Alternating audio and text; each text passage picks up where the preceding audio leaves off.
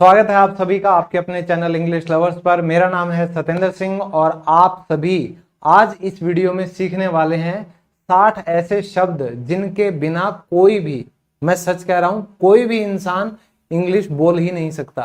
तो क्योंकि ये सबसे जरूरी 60 शब्द हैं और क्योंकि इंग्लिश बोलने के लिए आप सभी को वोकैब यानी कि वर्ड पावर की जरूरत होती है और आप सभी जो बिल्कुल बेसिक से इंग्लिश को सीख रहे हैं, बिल्कुल बिगिनर लेवल पर हैं, जीरो लेवल पर हैं, आप सभी आज इस एक वीडियो से इन 60 वर्ड्स की मदद से इंग्लिश बोलना शुरू कर सकते हो। तो दोस्तों, अगर आपसे कोई कहे कि कौन से ऐसे 50 या 60 शब्द हैं जिनको याद करने से आप इंग्लिश बोलने की शुरुआत कर सकते हो, इंग्लिश को समझने की शुरुआत कर सकते हो। दूसरा, आप हमेशा इस चीज को लेकर परेशान अगर रहते हो कि भाई मेरे पास शब्द नहीं है, तो आपको शब्द मिलेंगे।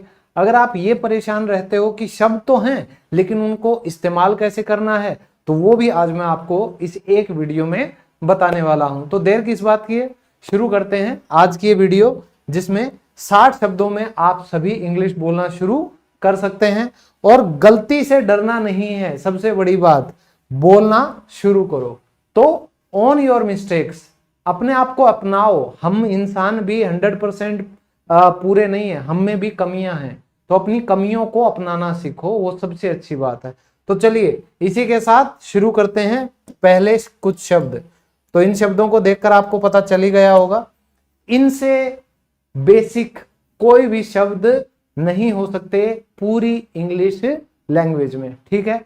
तो सबसे पहले हिंदी, फिर इंग्लिश और फिर उसका हिंदी में एग्जाम्पल, फिर उसका इंग्लिश में एग्जाम्पल। ऐसे अगर आप मेरे साथ पढ़ोगे तो अगली 30 मिनट के अंदर अंदर, आधे घंटे के अंदर अंदर 30 मिनट्स में 60 वर्ड मीनिंग और 60 सेंटेंसेस भी मैं आपको सिखा दूंगा। तो है का मतलब होता है इज, वह परेशान है, ही इज अपसेट। हूं का मतलब होता है एम, मैं थका हुआ हूं, आई एम टायर्ड। तुम हो या वे हैं यानी कि आर, तो तुम धोखेबाज हो, you are a cheat, you are a cheat. तो ये हो गए इस्तेमाल। इनसे बेसिक कुछ भी नहीं है इंग्लिश में। उसके बाद है वॉज वर, सब कुछ करवाऊंगा। अगर आपको ये कंफ्यूजन है किसके साथ इज लगेगा, कहां वॉज, कहां हैज, कहां हैड, कहां डिड, कहां डू, सब कुछ करवाया जाएगा आज। आई, मी, आवर, अस, योर, हिज, सब कुछ करेंगे सिर्फ इस एक वीडियो में। था और थी को आप इंग्लिश में कह सकते हैं वॉज। तो शाम सोया हुआ था, शाम वॉज अस्लीप। अस्लीप का मतलब होता है कोई सोया हुआ होता है, उसको कहते हैं। और अगर कोई जगा हुआ होता है बेटा, उसको हम इंग्लिश में क्या कहते हैं, जगा हुआ होता है अवेक। जगा हुआ क्या होगा, अवेक। फिर है थे, थे यानी कि वर। तो हम छत पर थे, जिसके ऊपर हम खड़े हो सकते हैं, वो वाली छत नहीं। तो मेरे सिर के ऊपर जो ये छत है, इसको हम कहते हैं सीलिंग। तो मैं आपकी वोकैब भी साथ साथ बढ़ा रहा हूं। हम छत पर थे, we were on the roof. और जो मेरे सिर के ऊपर है उसको क्या कहेंगे, ये वाली छत। इसका भी मतलब छत होता है, इसका भी मतलब छत होता है। रूफ जिस पर हम खड़े हो सके, सीलिंग जो हमारे सिर के ऊपर होती है। जो पंखा चलता है हमारे सिर के ऊपर, इसीलिए उसको क्या बोलते हैं, सीलिंग फैन बोलते हैं। अब किया था यानी डिड आप लगाते हो कब, जब कोई भी एक काम पास्ट में आपने जो भी किया था उसको बताने के लिए डिड लगेगा। कि मैंने तुमसे झूठ नहीं बोला था, I did not lie to you, I did not lie to you, ठीक है। नेक्स्ट है वॉज वर हो गया, डिड हो गया। अब है डू, डज और डन। देखो, करना डू, क्या तुम मुझसे प्यार करते हो, डू यू लव मी। क्या तुम मुझे जानते हो, डू यू नो मी। क्या तुम उसके पास जाते हो, do you go to him. क्या तुम स्कूल जाते हो, do you go to school. क्या तुम अंग्रेजी बोलते हो, डू यू स्पीक इंग्लिश। तो मैंने आपको कम से कम 5 सेंटेंसेस बता दिए हैं डू से, ठीक है। इसी तरह आपको प्रैक्टिस करना है डज से। डज का मतलब भी होता है करना। क्या वह अंग्रेजी बोलता है? Does he speak English? क्या वह तुम्हें जानती है? Does she know you? क्या वह गाड़ी चलाता है? Does he drive a car? और क्या वो रोज स्कूल जाता है? Does he go to school every day? तो आप डज के ऐसे एग्जाम्पल से प्रैक्टिस करो। कर दिया है, डन। कोई काम अगर आपने पूरा कर दिया है उसके लिए आप लगाते हो डन। जैसे तुमने बहुत अच्छा काम किया है, you have done a great job. You have done a great job. ठीक है, तो डू डज भी हो गया, डन भी हो गया। अब आता है हैज हैव हैड। तो दोस्तों जब भी आपको यह बताना हो कि आपका अधिकार किस चीज पर है, आपके पास क्या है, आप मालिक किस चीज के हो, तो आप लगाओगे हैव। किन सब्जेक्ट्स के साथ? आई, वी, यू और दे। ठीक है, बाकी सबके साथ क्या लगेगा? हैज। तो मेरे पास एक योजना है, आई हैव अ प्लान। पास है यानी कि हैज, उसके बाल सफेद हैं। She has grey hair. तो दोस्तों अगर तो सफेद अकेला आएगा तो हम इसको बोलेंगे व्हाइट, लेकिन जब ये साथ में आएगा तो ये व्हाइट नहीं, ये कहलाएगा grey hair. Grey hair. Okay. फिर है पास था। बीते हुए समय में, भाई मेरे पास काम नहीं था। I had no work. I had no work. फिर आते हैं हम सब्जेक्ट के ऊपर। मैं को इंग्लिश में आई कहेंगे। जैसे भाई मैं एक अध्यापक हूं, आई एम ए टीचर। मेरी तबीयत ठीक नहीं है, आई एम नॉट वेल। और हम यानी कि वी, हम रिश्तेदार हैं, वी आर रिलेटिव्स। हम दोस्त हैं, वी आर फ्रेंड्स। हम एक क्लास में पढ़ते हैं, वी आर क्लासमेट्स।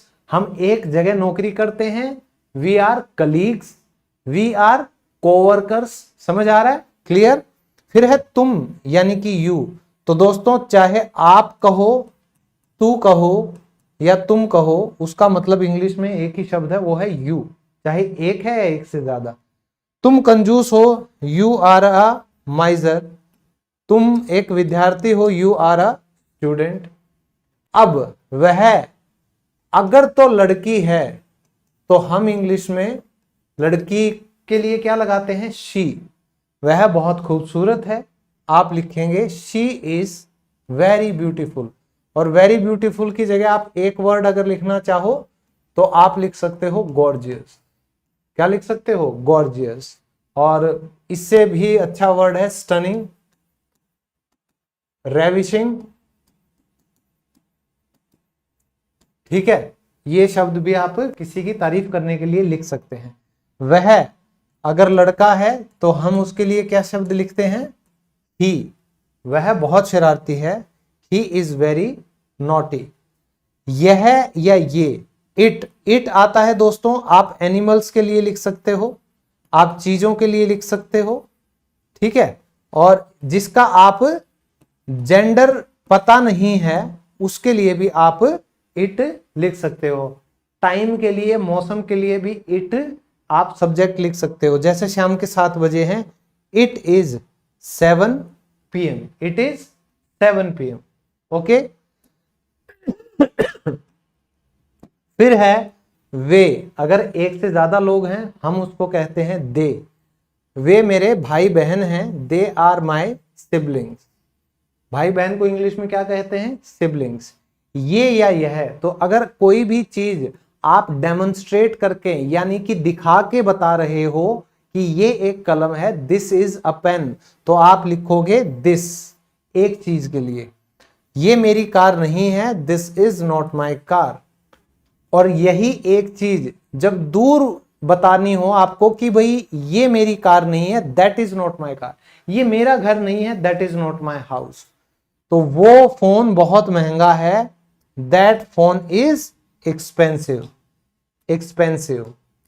और दोस्तों आपके पास अगर एक से ज्यादा चीजें हों तो आप क्या कहोगे? ये किताबें मेरी हैं, दीज आर माई बुक्स। तो दोस्तों मुझे याद आ गया, ये किताबें मैंने उठाई ली हैं, तो ये मेरी 2 किताबें हैं। अगर आप इन दोनों किताबों को खरीदते हो तो दोस्तों आपको कंप्लीट स्पोकन इंग्लिश का स्टडी मटेरियल मिल जाएगा। इसमें आपको 10,000 वर्ड मीनिंग जैसे 10,000 डेली यूज के सेंटेंस मिलेंगे। बहुत बच्चों में ये किताब लोकप्रिय हो रही है, बहुत पॉपुलर हो रही है, बहुत से बच्चे इसकी डिमांड कर रहे हैं, आउट ऑफ स्टॉक भी चली जाती है कभी कभी। और ये मेरी अभी रिसेंट अपडेटेड वर्जन आया है स्पोकन इंग्लिश कोर्स का। दोनों ही किताबें आपको फ्लिपकार्ट और अमेजोन पे मिल जाएंगी, जल्दी से ऑर्डर कर लो। दोनों किताबों के लिंक मैं इस वीडियो के डिस्क्रिप्शन में भी दे रहा हूं। तो ये जो भी मैं यहाँ पे करवाता हूं सारे सेंटेंसेस आपको इस किताब में मिल जाएंगे। जो भी मैं ग्रामर के लेसन्स करवाता हूं, ये कंप्लीट स्पोकन इंग्लिश कोर्स जो है बिना रूल्स के रट्टे मरवाए इसमें मैंने सिखाया है। तो आप देख सकते हो कितनी सुंदर ये किताब है, और अंदर का जो कंटेंट है उसके तो कहने ही क्या। ठीक है, तो ये आप ले सकते हैं। उसके बाद ये सब तो मैंने कहा था कि ये मेरी किताबें हैं, तो ये 2 किताबें अगर मेरे पास हैं तो मैं क्या कहूंगा, दीज आर माई बुक्स। ठीक है, और यही किताबें मुझसे दूर हैं तो मैं कहूंगा दोज आर माई बुक्स। ठीक है, तो एक से ज्यादा चीजें जब पास हो तो दीज बोला जाता है, वही चीजें एक से ज्यादा हो तो दोज बोला जाता है। तो ये मेरे चाचा चाची हैं, दीज आर माई पिबलिंग्स। चाचा चाची को इंग्लिश में क्या बोलते हैं, पिबलिंग्स। अब कभी भी घर जाना तो अंकल मत बोलना, आंट मत बोलना, आप कहना कि भाई glad to meet my piblings finally, है ना।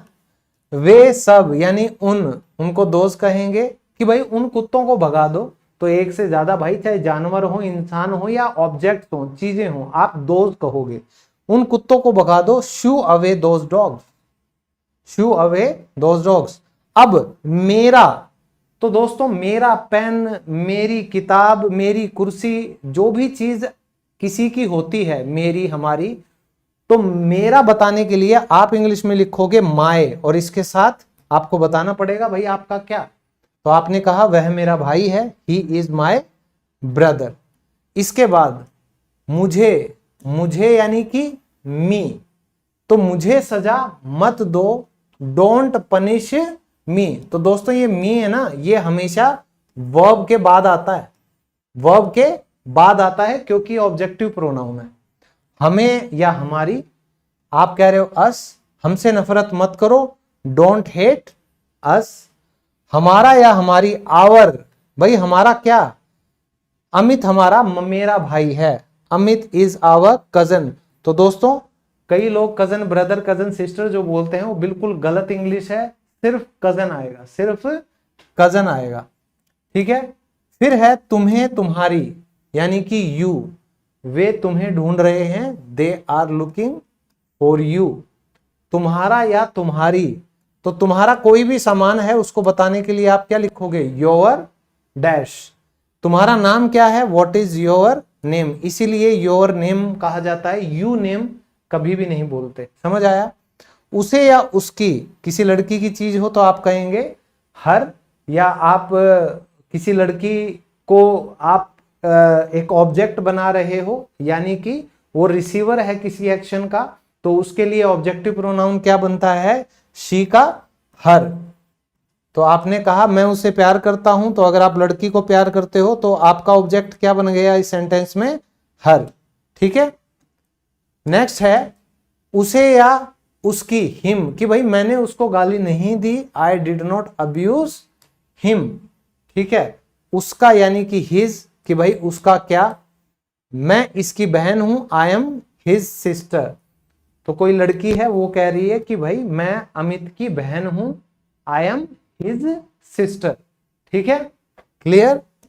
नेक्स्ट, उन्हें या उनकी, देम, मैंने उन्हें सच बताया था, आई टोल्ड देम एवरीथिंग। ठीक है भाई, मैंने उन्हें सब बताया था। उनका या उनकी, देयर, कि ये उनका घर नहीं है, this is not their house. तो जब भी आप देयर लगाएंगे उसके साथ कुछ ना कुछ जरूर लगेगा, क्योंकि आपका ये क्या है, पॉजेसिव एडजेक्टिव है बेटा। ठीक है, नेक्स्ट है बस। बस ये जिस पे आप चल के जाते हो वो वाली बस नहीं है, बस यानी कि जस्ट, कि यार मैं तो बस मजाक कर रहा था, आई वॉज जस्ट जोकिंग।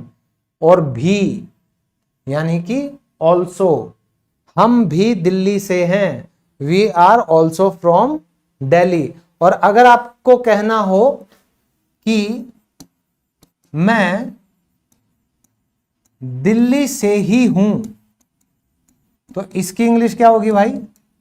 इसकी होगी I am from Delhi itself.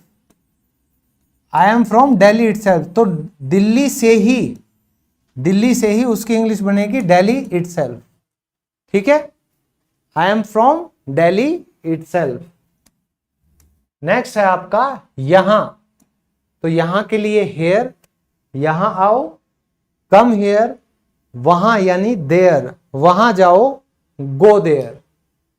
कौन, हु, कौन है वहां, who is there, who is there. क्यों यानी कि वाई, कारण बताना पड़ता है। तुम चिल्ला क्यों रहे हो, why are you shouting, why are you shouting. कब यानी कि व्हेन। तुम वापस कब आए, व्हेन डिड यू रिटर्न, वापस आना यानी रिटर्न होना, व्हेन डिड यू रिटर्न। क्या यानी कि व्हाट, तुम क्या कर रहे हो, what are you doing, what are you doing. कहां यानी कि वेयर, तुम कहां जा रहे हो, where are you going, where are you going. किससे यानी कि whom, हम कल किससे मिले थे, whom did we meet yesterday, whom did we meet yesterday। ठीक है, किसका यानी कि whose, किसका फोन बज रहा है, किसका फोन बज रहा है, whose phone is ringing, whose phone is ringing।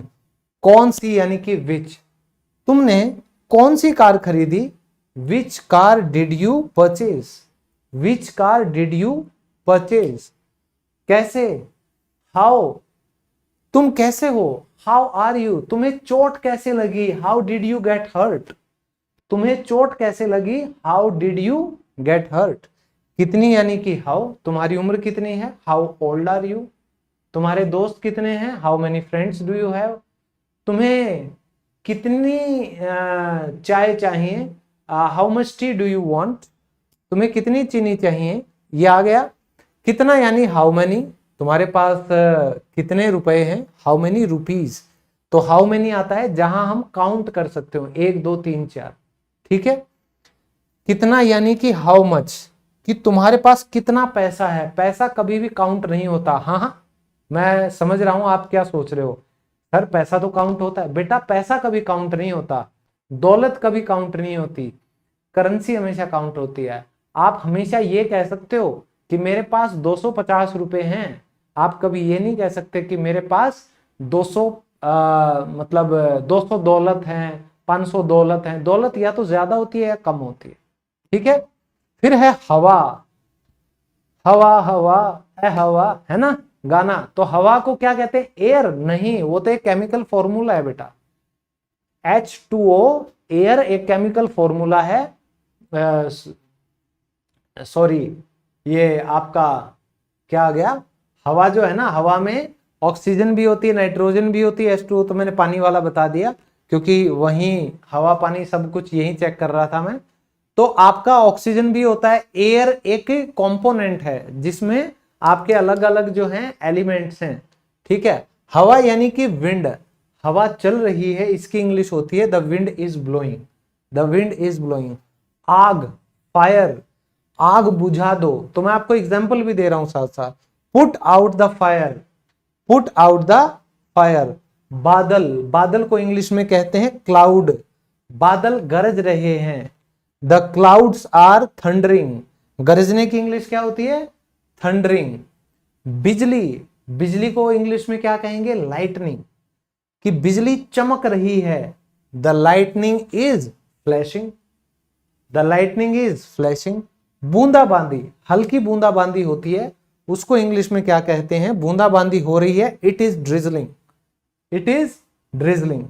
फिर है आसमान, आसमान को तो स्काई बोलेंगे, लेकिन जब आसमान बादलों से घिरा हुआ होता है, आप कहोगे आसमान में बादल छाए हुए हैं, the sky is overcast, the sky is overcast.